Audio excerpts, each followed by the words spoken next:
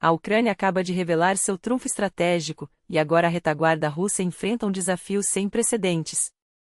Enquanto o Kremlin corre para reforçar suas defesas antiaéreas, uma região dentro da própria Federação Russa ameaça romper com Moscou. Seu líder, em declarações contundentes nas redes sociais, não esconde a intenção de proclamar independência. Quem ousaria desafiar o poder central de Putin em pleno território russo? A ironia não para por aí. Enquanto a Rússia se gaba de sua força militar, a sobrinha do próprio Putin exibe orgulhosamente suas próteses de última geração como símbolo de superação. Já Dmitry Medvedev, ex-presidente e atual aliado de Putin, assume sem cerimônia que está disposto a roubar não por ganância, mas para arrebatar terras e recursos alheios, revelando a lógica predatória que move o regime. Essas e outras revelações bombásticas dominam a manhã desta sexta-feira, 5 de setembro. Aqui, você tem acesso exclusivo às informações mais urgentes e detalhadas sobre os bastidores da guerra, da política e da economia global, tudo analisado com antecedência e clareza que você não encontra em nenhum outro lugar. Do fronte na Ucrânia às tensões em Moscou, de Brasília a Bruxelas, o nesta traz o que realmente importa, sem rodeios. E falando em viradas inesperadas, a Suécia prepara um movimento ousado, está disposta a vender à Ucrânia seus caças Gripen, mas com uma condição inegociável: o conflito deve terminar antes que o acordo seja fechado.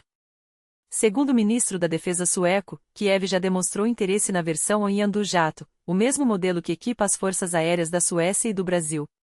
As negociações avançam, mas Estocolmo é taxativo: qualquer parceria será de longo prazo e só valerá em tempos de paz. Não à toa, a Suécia tem vasta experiência em projetos aeronáuticos internacionais, com colaborações bem-sucedidas na República Tcheca, Hungria, Tailândia e, claro, Brasil.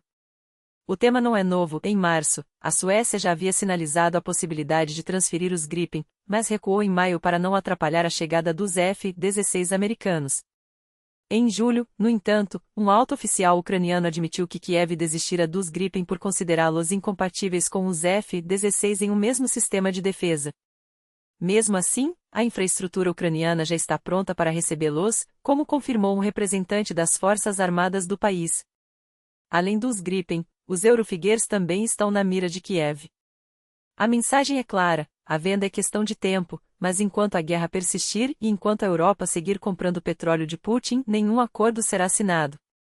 O tabuleiro geopolítico esquenta ainda mais com um escândalo envolvendo os Estados Unidos e a Índia. O presidente americano foi direto: não haverá acordo comercial com Nova Delhi enquanto o país continuar financiando a máquina de guerra russa com compras de petróleo e armamentos. O Washington Post revelou, com base em fontes do governo, que a pressão é apenas o começo. Trump não poupou palavras, acusou a Índia de se alimentar das migalhas americanas enquanto enche os cofres do Kremlin, chamando a relação de um desastre unilateral. A ironia? Nova Delhi agora oferece isenções tarifárias, mas Washington não está disposto a ceder. A guerra econômica já começou. Os Estados Unidos impuseram tarifas de 50% sobre produtos indianos, de têxteis a joias, e exigem que a Europa adote medidas semelhantes contra a Índia e China por sua cumplicidade com a Rússia. Para piorar, uma refinaria indiana, parcialmente controlada pela Rosneft, foi alvo de sanções e viu suas operações paralisadas. Sem fornecedores alternativos, a planta foi obrigada a reduzir drasticamente sua produção, dependendo quase que exclusivamente do petróleo russo em agosto. Pagamentos se tornaram um pesadelo, e transportadoras ocidentais se recusam a lidar com o país. Em entrevista exclusiva, o analista Eugene Dobrek não tem dúvidas: a postura da Arábia Saudita e do Iraque, que cortaram o fornecimento à Índia, é um recado claro, orquestrado com a bênção de Washington. O objetivo? Forçar Nova Delhi a voltar a comprar petróleo do Oriente Médio, reequilibrando um mercado que, historicamente, sempre pertenceu à Ásia. Desde que os Estados Unidos se tornaram autossuficientes em petróleo, o fluxo que antes ia para o Ocidente foi redirecionado para a Ásia, e agora Washington quer reverter esse jogo. A pressão só aumenta. Em agosto, Trump assinou um decreto impondo tarifas de 25% sobre produtos indianos ligados à reexportação de petróleo russo. A mensagem é inequívoca: quem compra de Putin está, direta ou indiretamente, bancando a guerra na Ucrânia. Enquanto isso, os Balcãs voltam a ser um barril de pólvora. Milorad Dodik, líder da República Sérvia, entidade que ocupa 30% da Bósnia e Herzegovina, ameaçou declarar independência após encontro com o ministro das Relações Exteriores da Hungria. Sua acusação é grave: o Ocidente destruiu os acordos de Dayton, e, se a pressão continuar, a República Sérvia seguirá seu próprio caminho. O alerta não é à toa. Dodik já foi condenado a 1 ano de prisão por desobediência às autoridades bósnias e, em agosto, perdeu seu mandato presidencial. Mas suas palavras deixam claro, não há intenção de recuar. Com mais de 1 milhão de habitantes, uma eventual secessão poderia mergulhar os Balcãs em um novo ciclo de violência.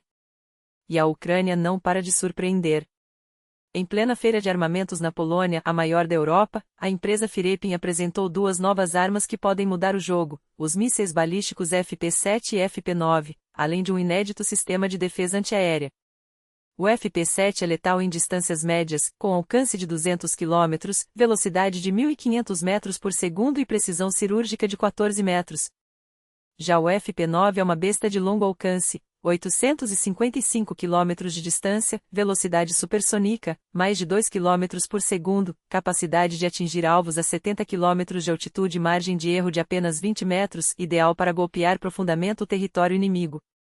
Mas a Firepin não para por aí. A empresa anunciará, a partir de 1º de dezembro, a produção de combustível sólido para foguetes em uma fábrica na Dinamarca, próxima a uma base de caças F-35. É a primeira vez que uma instalação de defesa ucraniana opera dentro de um país da OTAN. Para fechar com chave de ouro, a Rússia recorre ao grotesco. O ex-presidente Dmitry Medvedev ameaçou confiscar ativos britânicos em retaliação ao anúncio de Londres de destinar mais de 1 bilhão de libras, provenientes de recursos russos congelados, para ajudar a Ucrânia. A lógica é perversa, mas típica do regime. Se não podem vencer no campo de batalha, partem para o roubo institucionalizado. Enquanto isso, o mundo assiste a um jogo perigoso, onde cada movimento pode deflagrar crises ainda maiores. A pergunta que fica é: até quando a comunidade internacional vai tolerar que ditadores e seus aliados ditam as regras?